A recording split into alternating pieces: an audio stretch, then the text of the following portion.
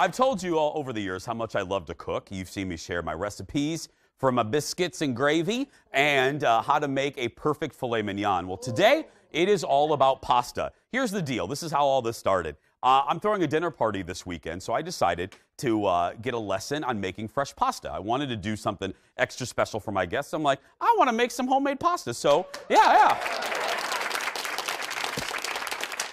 And that's a great thing. When you have your own show, you can go, let's have someone on. Anyway, so I invited a local chef over to my house from Red Rabbit, which is a great place for pasta. Yeah, great place.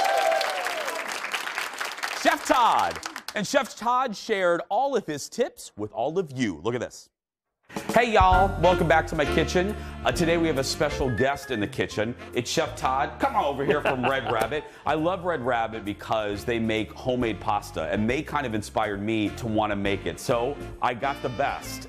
What do I need? What are the ingredients for homemade pasta? Well, honestly, it's super simple. It's flour, eggs, and olive oil. That's it. That's it. That's it. That's it. Flour, eggs, and olive oil. These are scaled out. They're ready to go. The ratios are correct.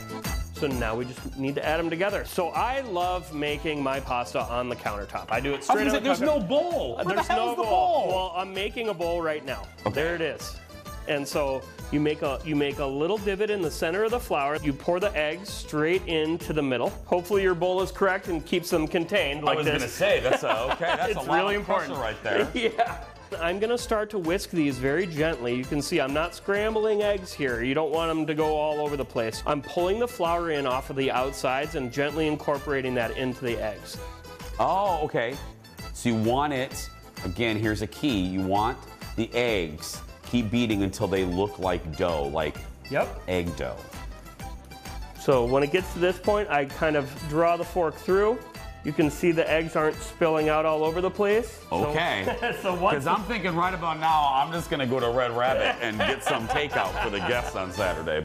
So now we are kneading. So now you get your hands in there. The little bit of addition of olive oil that I do is just so it doesn't get too sticky. Probably the most important part about pasta dough is kneading it. And so once this dough comes together, I'm going to knead it for an additional 8 to 10 minutes. Holy crap! It is the opposite of like I do biscuits. Absolutely the opposite. You want to develop the glutens. I'm kind of pressing and folding and kneading. What do I do? Okay, so poke, fold, knead, and then now you can rotate it again. And just keep doing that. So as you go, as you keep going, it gets harder and harder. I'll round it, let it go. See how it's springing back a little bit? When you see that. Okay, when it bounces, y'all. So that's when we're done. So the fun thing about this now is it needs to rest. How long does that have to rest? You're in a big hurry, 2 hours. Best case scenario, overnight. Make this ahead of time. Okay, it's a lot of work. My guests better appreciate this on Saturday. Yes. Does that mean I know what you're doing tomorrow? Yeah. Yeah, no. That's for you. Oh, seriously? Yeah. Yes! Don't you say a word. I promised them homemade pasta. I didn't tell them who was making the pasta. That's true. Right, Eric? True. You pull your dough out of the refrigerator. It's going to be very cold, but it's going to be well rested. You want to cut it into workable sized chunks, and then literally just smash it down and roll it out. So I start on the thickest setting to get it as thin as the pasta machine wants it to be. Every time you go, it gets a little bit thinner and a little longer.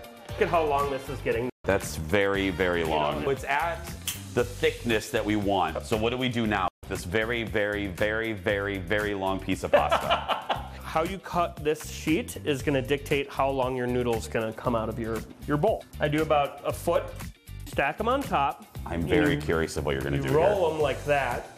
Said I like to do this by hand. You go Shut up, I now know what you're doing. Straight through. And there is fettuccine. Yep. Fed a freaking chini. Look at that. Fred a freaking chini. So of your fresh pasta. Oh, I should say fet a freaking chini. I said Fred, as in Flintstone. Okay, now, I had to explain something to the audience. Here's the deal. Because you guys are so eagle-eyed, I mean, you know when I have brown shoes on, for heaven's sake. You may have noticed my condo has a big bank of windows at the back of it. It was causing a lighting issue. So Colin is so devoted. He got on a ladder and was putting sheets up on the windows. So if you noticed it was looking a little tacky back there, trust me, we can't have blinds back there, but we don't normally put sheets on our windows. I don't want you to think that. Now, for that pasta, here we go. For that pasta, we used about 4.5 cups of flour, and it has to be a specific flour. Specific flour. 4 whole eggs and 6 egg yolks. And again, thanks to Chef Todd at Red Rabbit right there in the North Loop. We greatly appreciate it. So good. And to my guest coming on Saturday, I made it. Just remember that.